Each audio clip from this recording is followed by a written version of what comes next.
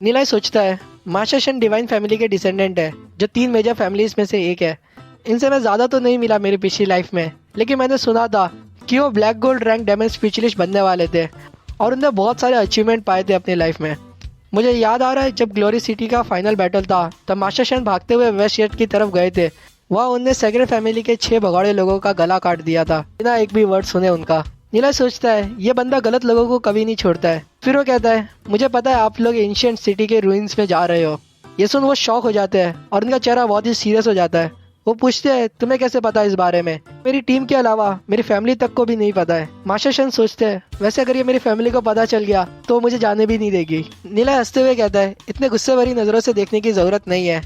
मैंने सुना था एंशिएंट ऑर्चिड सिटी के रूइंस ग्लोरी सिटी के नजदीक ही पाए गए हैं। बहुत पावरफुल टीम पहले ही चली गई थी उसे एक्सप्लोर करने के लिए, तो यंग मास्टर शेन भी अपनी टीम क्यों बना रहे हैं वो तो क्लियर है ना। मैं तो सिर्फ गैस कर रहा था, लेकिन आपके रिएक्शन से लग रहा है कि मैं सही सोच रहा था। ये सुन मास्टर शेन इम्प्रेस हो जाते हैं और नीलाई को पूछते हैं क्या नाम है उसका, तो नीला अपना नाम बताता है उसे। मास्टर शेन हंसते हुए कहते हैं नीला है, तुम ही हो ना वो जिसे सेक्रेड फैमिली का इंस्क्रिप्शन स्कैंडल एक्सपोज किया था और तुमने सेक्रेड फैमिली की बहुत बेइज्जती की है। वो नीलाई के पास जाके कहते हैं मैंने सुना है तुमने सारे क्लासिक भी पढ़े हैं। नीला इसके जवाब में हाँ करता है। जैसे सुन एक बच्चा कहता है वो तेरा मजाक उड़ा रहा है तो हाँ कैसे बोल सकता है। दूसरा हंसते हुए कहता है कितने दिन हुए तुझे स्कूल आए, कितनी बुक तूने पढ़ी होगी अभी तक। नीला हंसते हुए कहता है मैं ज्यादा तो नहीं बोल सकता, लेकिन यहाँ जितने भी लोग हैं उनसे तो बहुत ज्यादा पढ़ी है मैंने। ये सुन वो चिल्लाते हुए कहता है क्या तुम मेरी बेइज्जती कर रहा है? तभी मास्टर शेन हंसते हुए कहते हैं अगर तुमने इतनी बुक्स पढ़ी है तो बताओ एंशिएंट ऑर्चिड सिटी कौन से एरा में हुआ करती थी।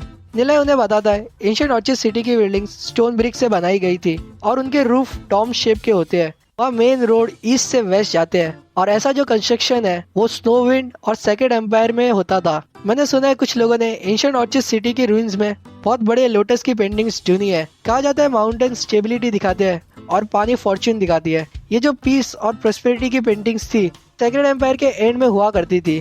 तो अगर हम ये सारे क्लूज को जोड़ ले तो हम बोल सकते हैं ancient orchid city second empire era के एंड में और एज ऑफ डार्कनेस से पहले हुआ करती होगी। ये सुन कुछ बच्चे कहते हैं समझ नहीं आया, लेकिन सुन के तो लग रहा है कुछ अच्छा ही होगा। तभी मास्टर शेन ताली बजाते हैं और नीलाई की तारीफ करते हुए कहते हैं तुम मेरे फॉलोवर क्यों नहीं बन जाते, मैं तुम्हें बहुत सारी ट्रेनिंग्स और मटेरियल दूंगा। नीला ये सुन सोचता है ये मुझे अपना छोटू बनाना चाहते हैं, क्या मजाक है। वो कहता है ये टीम अप में जिसे जो चाहिए वो उसे ले सकता है अगर हमें ट्रेजर मिला तो, लेकिन मुझे बस एक आइटम पहले चूज करने का मौका मिलना चाहिए। अगर ऐसा नहीं हो सकता है तो मैं अकेले एक्सपीडिशन के लिए चला जाऊंगा। एक बंदा कहता है मास्टर शेन के होते हुए तू पहला आइटम चूज करना चाहता है, अपने आपको ज्यादा बड़ा तो नहीं समझता ना तू। मास्टर शेन इस बारे में सोचते हैं। नीला उन्हें कहता है मैं गारंटी देता हूँ अगर तुम मुझे लेकर जाओगे तो तुम्हें ट्रेजर जरूर मिलेगा। मास्टर शेन सोचते हैं नीला जितना कॉन्फिडेंस से बोल रहा है शायद उसके पास पूरा ट्रेजर मैप है। हालांकि मेरे पास भी ट्रेजर मैप है लेकिन वो थोड़ा इनकम्प्लीट है। फिर सोच समझकर मास्टर शेन कहते हैं मुझे तुम्हारी डील मंजूर है, लेकिन मैं फिर से कहता हूँ अगर तुम मेरे फॉलोवर बनोगे तो तुम्हें बहुत फायदा होगा। नीलाई पीछे मुड़ जाने लगता है और कहता है मैं आशा करता हूँ हमारा टीम अप अच्छा जाएगा। नीलाई को ऐसे जाते देख सभी कंफ्यूज हो जाते हैं। मास्टर शेन कहते हैं 3 दिन बाद हमें एक्सपेडिशन शुरू करेंगे। दोपहर का वक्त हो जाता है और हमें अल्केमिस्ट एसोसिएशन की जगह दिखाते हैं जहाँ पर बहुत तरह के पोर्शंस होते हैं। हमें 25 साल की गोल्ड रैंक डेमन स्पेशलिस्ट और अल्केमिस्ट एसोसिएशन की डायरेक्टर यांग जिंग दिखाते हैं। वो कुछ लेटर पढ़ रही होती है और सोचती है अल्केमिस्ट एसोसिएशन दिन प्रतिदिन बहुत कमज़ोर हो जा रहा है। तभी उनकी नज़र एक लेटर पे जाती है जो बेसिकली बहुत ही बुरी तरीके से लिखा हुआ लव लेटर होता है। वो उसे फेंक देती है और सोचती है अगर हम ज़्यादा पैसा ना कमा पाए तो कोई भी यंगर जनरेशन का बंदा अल्केमिस्ट नहीं बनना चाहेगा। वो सोचती है इनमें से कोई ढंग का अल्केमिस्ट रिलेटेड लेटर है भी क्या।